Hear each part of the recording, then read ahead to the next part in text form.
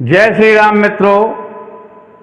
जब आल्हा को पता चलता है कि मलखान सिरसागढ़ में मारे गए हैं और इधर पृथ्वीराज चौहान ने पुनः युद्ध के लिए पत्र लिख दिया और उन्होंने इंदल को मोहलत मांगने के लिए दिल्लीगढ़ भेज दिया।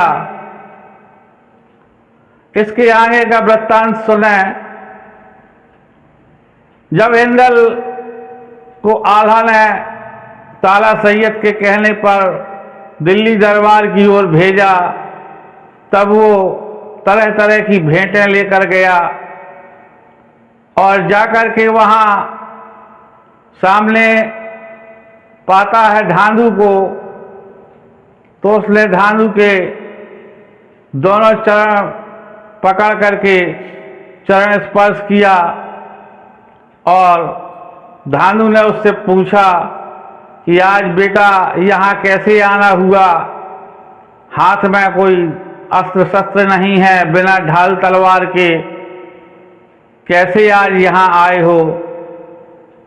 और प्रेम के भाव में उसको गोदी में उठा लिया। तब इंदल बताता है कि चाचा, मलखान चाचा की मृत्यु के पश्चात उनकी मिट्टी बिगड़ रही है, यानी उनका दाह संस्कार नहीं हुआ, चाची गजमोतिन सती नहीं हो पाई, इसलिए हम लोग वहां जाने की तैयारी में हैं। और बादशाह ने यानी पृथ्वीराज चौहान को, कभी कभी बादशाह भी लिखा है कवियों ने, बादशाह ने हमसे युद्ध के लिए पत्र लिखा है कि हमें युद्ध चाहिए। तो हम जैसे ही मलखान चाचा की अंत्येष्टि करा देते हैं, हम उनकी युद्ध की इच्छा को अवश्य पूर्ण कर देंगे। उसी संबंध में मिलने जा रहा हूं। तब धांधु उसे यूं ही गोद में लिए महाराज पृथ्वीराज चौहान के सामने पहुंचता है और धांधु को अपने गोद में लिए देख करके इंदल को पृथ्वीराज चौहान मन ही मन में क्रोधित हो जाता है और वो कहता है कि कैसे आना हुआ इंदल। तब इंदल बड़ी विनम्रता के साथ में पृथ्वीराज चौहान को प्रणाम करता है और कहता है, महाराज आपका पत्र मिला था और आपके पत्र में लिखा था ने हमें युद्ध के लिए ललकारा था, लेकिन इस समय हमारे पास में बहुत बड़ी मुसीबत है, इसलिए हम चाहते हैं कि आप हमें 20 दिन की मोहलत दे दें। मेरे दादा आल्हा ने आपके लिए नजर भेजी है। तब जो है पृथ्वीराज उनकी बात सुन ही रहे थे। माहिल कहता है कि यही उचित अवसर है, अगर ये दांव चूक गए तो समझ लो कि तुम सदैव के लिए चूक जाओगे। पृथ्वीराज चौहान को इशारा करता है। तब पृथ्वीराज कहते हैं कि हम तुमसे अति प्रसन्न हैं, क्योंकि इंदल तुम हमारी शरण में आ गए हो। हमें आज के बाद तुमसे कोई बुराई नहीं है। 20 दिन की क्या बात है, हम तुम्हें 1 मास की मोहलत देते हैं और हमें अब युद्ध की दरकार ही नहीं है तुमसे।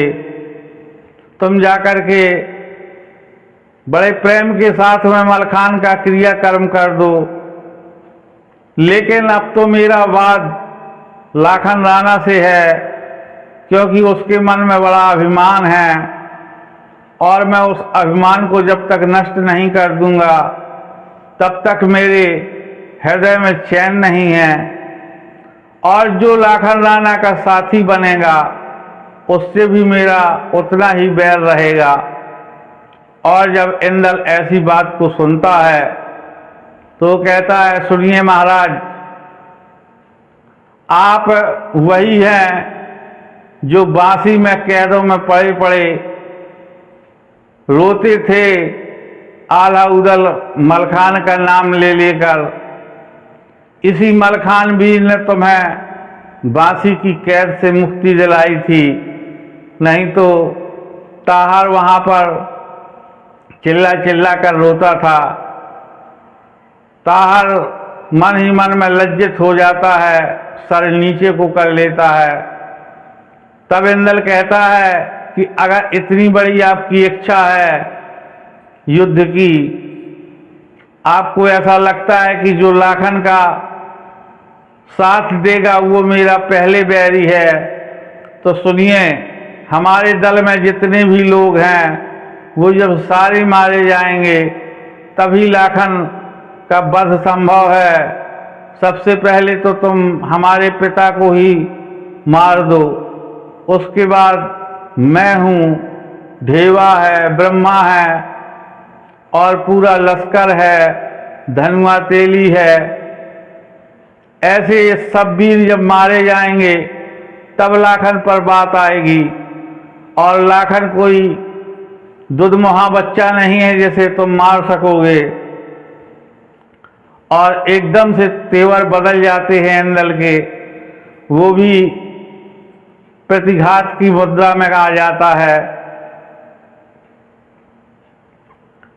पृथ्वीराज चौहान भी उससे अत्यंत क्रोधित हो जाता है और अपनी लाल कमान को हाथ में ले लेता है। माहिर फिर कहता है, यही मौका है, अब न चूकना। तो जब चंद्रवरदाई ये देखते हैं कि ये तो बहुत बड़ी अनीति होने जा रही है, तब वो कहते हैं, महाराज, ये व्यवहार राजा की करने योग्य नहीं है। राजाओं का व्यवहार आप स्वयं जानते हैं कि कैसा होना चाहिए। दूसरी बात, जो कोई दूत बनकर आया है उसका वध करना कदापि उचित नहीं होता है। और आपने तो एक छोटे से बच्चे पर लाल कमान उठा रखी है, आपको लज्जा नहीं आती है, आपको तो डूब मरना चाहिए। और अगर अपनी भलाई चाहते हैं तो आप इनको मोहलत दे दें, क्योंकि यही राजोचित कर्म है।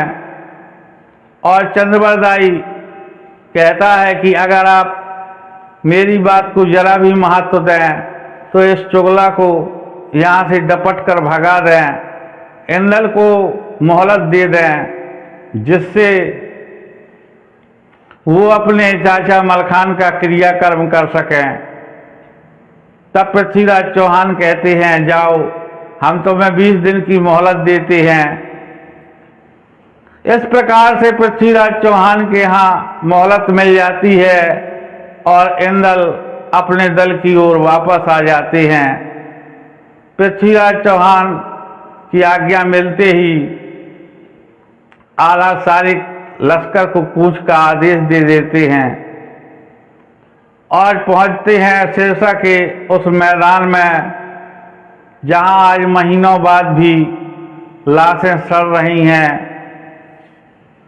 गीध, चील, सियार अब उस मांस को खाते नहीं हैं जो वहां पड़ा सड़ चुका है। ऐसे में वो अपने भाई मलखान को खोजते हुए भटक रहे हैं। एक बट वृक्ष पर गीध गीधनी बैठे हैं और वो आपस में बात करते हैं। तब आला कहता है कि मैं अपने भाई मलखान को देखने आया हूँ। मैंने सुना है कि वो इस युद्ध भूमि में मारे गए, तो उनके कुछ चिन्ह मिल जाएं तो मैं अपनी बहू को सती करा दूं। तब गीध कहता है कि हम कैसे मान लें कि तुम उसके भाई हो सकता है कोई षड्यंत्रकारी हो।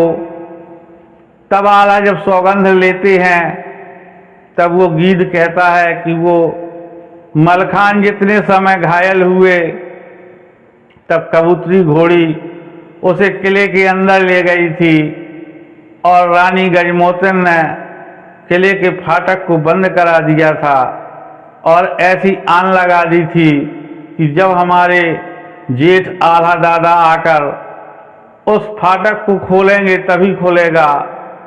और इधर लाखन ऊदल के साथ में कुछ सेना नायक खोजते हुए सिरसा के प्रवेश द्वार में जा पहुंचते हैं।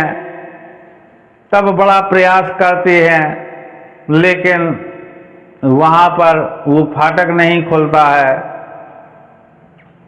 वहीं मलखान के कुछ अस्त्र शस्त्र लेजम मुकद्दर वगैरह भी रखे थे जो बाहरी परकोटे पर अखाड़ा रहा होगा। तब हिर सिंह ने उस मुकद्दर को घुमाने का प्रयास किया जो मलखान नित्य प्रति घुमाता था, तो वो अपनी कमर तक पूरी कोशिश के बाद ला पाता है। मन ही मन में बड़ा शर्मिंदा हो जाता है, रख देता है। तब ऊदल कहता है कि ऐसे अशुभ समय में तुम्हें ऐसा करना उचित नहीं लगता है। और इधर गजमोतिन को खबर होती है कि कोई बड़ा लश्कर आया है, तो वो अपने किले से ही तोपों को चलवा देती है और यकायक तोपों की मार से सब दल विचलित हो जाता है। सब इधर उधर सुरक्षित ठिकाने को देखते फिर रहे हैं। इतने में आल्हा का आना होता है और वो जैसे ही फाटक को छूते हैं तो फाटक स्वयं खुलता चला जाता है। मित्रों, यहाँ तक का ये प्रसंग आपको कैसा लगा अपने कमेंट्स के द्वारा जरूर बताइएगा। अगर आज चैनल पर प्रथम आगमन है तो प्लीज़ चैनल को सब्सक्राइब करें, वीडियो को लाइक कर दें। हमें आपके सहयोग की अत्यधिक आवश्यकता है। आप सब लोग अभी तक यहाँ बने हुए हैं, उसके लिए बहुत बहुत धन्यवाद। जय श्री राम।